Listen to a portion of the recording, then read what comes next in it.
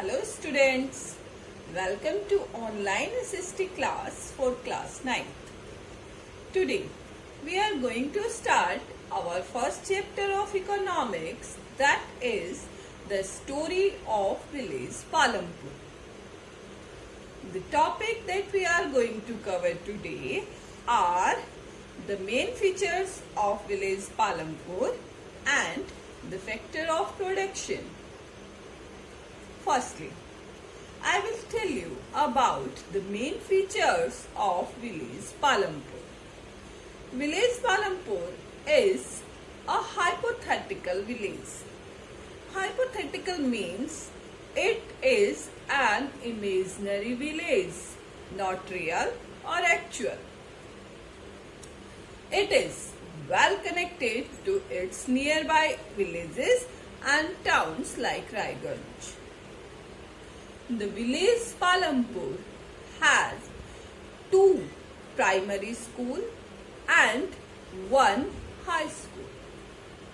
It also has 1 primary health care center that is running by the government and a private dispensary. It also has an improved transportation facility. There are 450 families living in Palampur village and most of them have electronic connection. Agriculture is the main economic activity in Palampur, but other non-farming activities are dairy, shopkeeping, transportation and others. Now, I will tell you about the organization of production. The organization of production is to produce goods and services. There are 4 factors of production that are land, labor, capital and enterprise. First, land. It includes land area and other natural resources such as water, forest, mountains and minerals. Second production is the labor.